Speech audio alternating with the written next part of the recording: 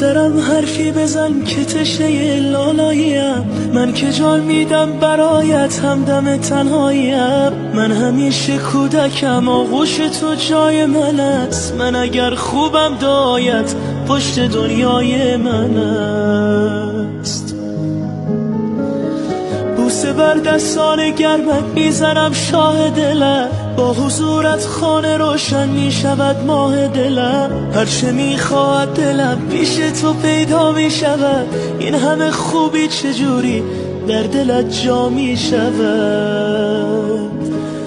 مادر همه جان و تنم، شوق نفس کشیدنم، به موی تو قسم تویی همه جان و تنم.